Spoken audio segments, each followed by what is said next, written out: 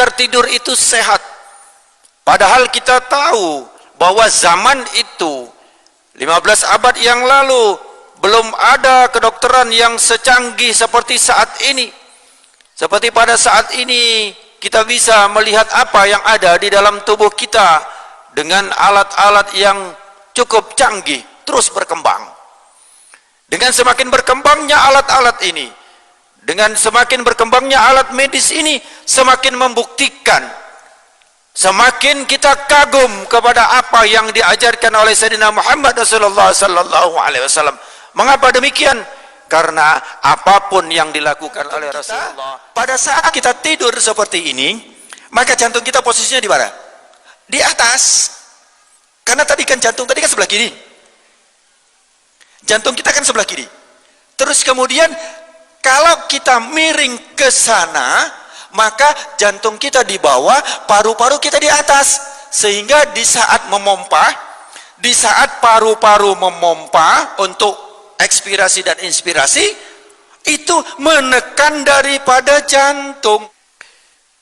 Bagaimana Rasulullah sallallahu alaihi wasallam mengajarkan agar tidur itu sehat. Padahal kita tahu bahwa zaman itu 15 abad yang lalu belum ada kedokteran yang secanggih seperti saat ini. Seperti pada saat ini kita bisa melihat apa yang ada di dalam tubuh kita dengan alat-alat yang cukup canggih, terus berkembang. Dengan semakin berkembangnya alat-alat ini, dengan semakin berkembangnya alat medis ini, semakin membuktikan, semakin kita kagum kepada apa yang diajarkan oleh Sayyidina Muhammad Rasulullah sallallahu alaihi wasallam. Mengapa demikian? Karena apapun yang dilakukan oleh Rasulullah sebenarnya adalah merupakan semuanya itu petunjuk dari Allah Subhanahu wa taala. Tidak ada yang dilakukan oleh Rasulullah kecuali dalam keadaan dikontrol oleh Allah Subhanahu wa taala, termasuk segala kegiatan, termasuk makan, tidur pun itu diatur oleh Rasulullah sallallahu alaihi wasallam. Setelah diteliti, pada saat ini bagaimana seseorang yang tidur dengan baik, bagaimana hubungannya dengan organ-organ yang ada pada tubuh kita. Rasulullah sallallahu alaihi wasallam dalam satu hadis dia menyampaikan bahwa berbaringlah di atas rusuk sebelah kananmu. Apa hikmah di balik itu? Sampaikan oleh hadis riwayat Bukhari nomor 247 dan Imam Muslim nomor 2710. Ini beliau melakukan tidur dengan cara rusuk sebelah kanan berada di bawah. Sebelum kita praktekkan bagaimana cara tidur Rasulullah, insya Allah saya akan praktekkan di sini bagaimana tidur beliau. Jadi posisi kita di saat tidur adalah ini harusnya ngadep ke sana ya, harusnya ngadep ke kiblat. Ya, tapi karena saya harus ke sana, ya, sebenarnya ngapunten, saya terbalik dulu sebentar. Karena sananya kiblat ya, berarti harusnya begini. Harusnya ke sana, tapi untuk menjelaskan saya ngadep ke sana. Ya.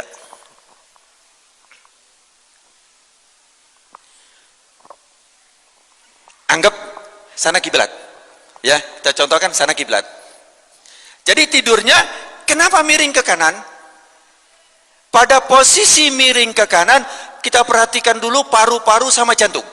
Kalau otak saya nggak kupas, nanti lebih rumit lagi. Untuk kenapa orang tidur itu bisa fresh, orang tidur itu bisa nikmat, orang tidur itu bisa kembali pulih, tidak capek, karena otak kiri itu bekerja lebih berat dibandingkan dengan otak kanan. Karena berpikir otak kiri itu menghitung jarak, mengukur, itu macam-macam, itu sebelah kiri. Sehingga posisi kita tidur seperti ini, saya contohkan dulu ya.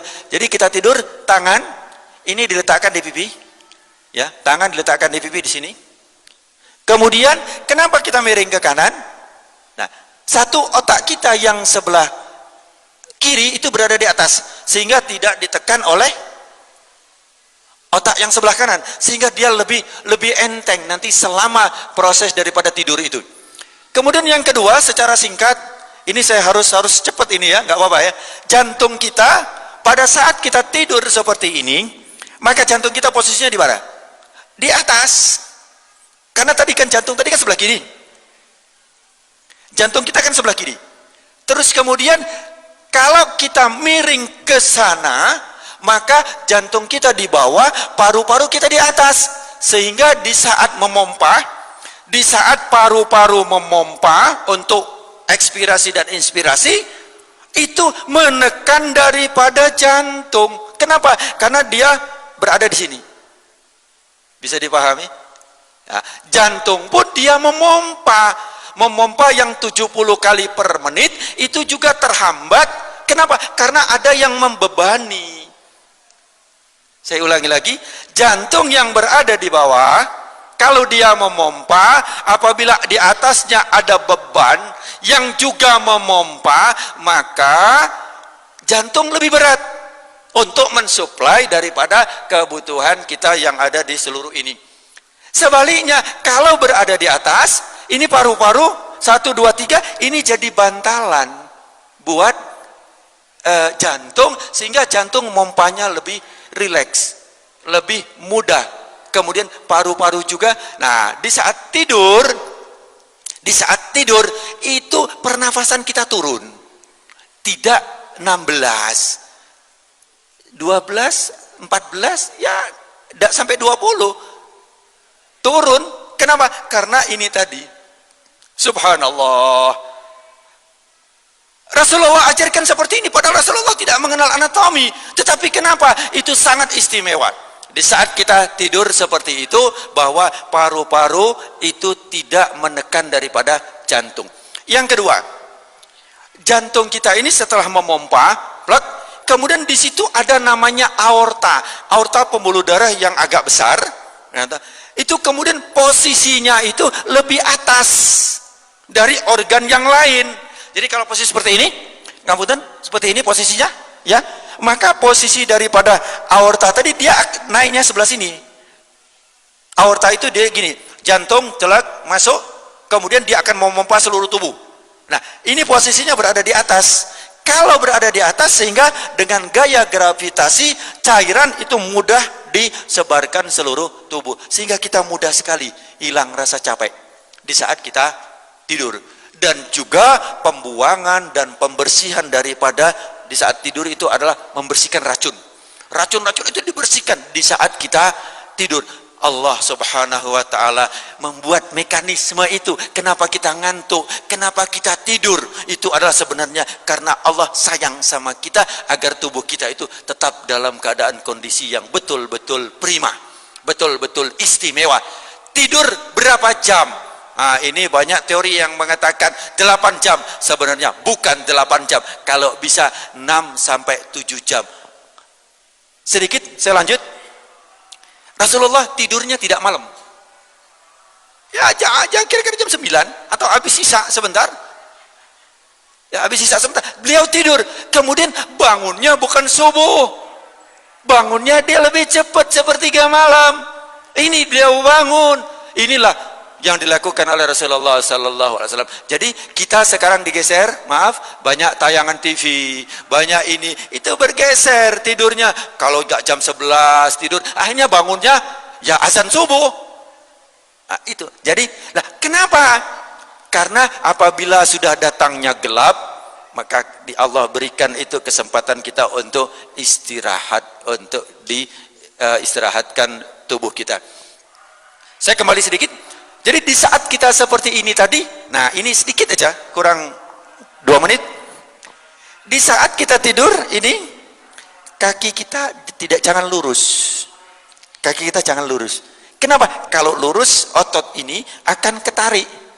Jadi harus rileks, ditarik sedikit, agak ditekuk. Seperti ini kita tidur. Nah, ini agak ditekuk, jangan begini. Tidurnya jangan begini. Tetapi tidurnya sedikit dikendorkan. Kenapa? Kalau dikendorkan, otot ini akan lebih lemes, lebih rileks.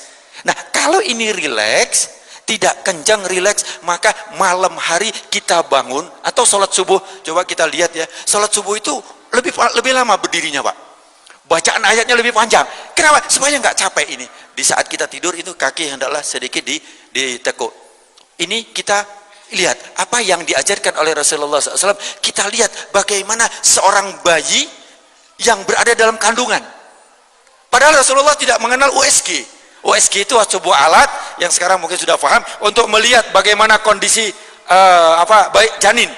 Bahkan janin yang umurnya 4 bulan, 5 bulan itu sudah bisa diketahui ini laki apa perempuan karena sudah dipakai USG tadi. Nah, bagaimana kondisi bayi yang ada di dalam kandungan? Itu juga seperti ini, bayi. Bukan lurus seperti ini yang ada di bayi. Jadi kalau mau kita kembali kepada apa yang diajarkan oleh Rasulullah SAW, itu sudah Allah ajarkan di saat kita tidur di dalam kandungan ibu kita. Mudah-mudahan insya Allah yang sedikit ini sebenarnya masih cukup panjang, tetapi saya waktunya sangat-sangat singkat sekali. Sekali lagi saya mohon maaf apabila dalam kajian ini kurang sempurna. Karena apa? Masih banyak sekali saya belum menceritakan bagaimana kondisi mulut, kondisi hidung. Orang yang tidur telentang boleh saja ya toh, tetapi biasanya di saat tidur telentang maka mulutnya terbuka. Sering terbuka. Tapi kalau tidur miring mulutnya enggak terbuka. Jadi kalau kita tidur telentang begini, telentang begini, maka mulut kita terbuka. Sehingga pernafasan tidak melalui hidung. Pernapasan melalui mulut. Kalau pernapasan melalui mulut, maka mulut kita akan kering, bakteri masuk. Kita harus tahu berapa jumlah bakteri yang akan masuk ke dalam hidung kita per hari.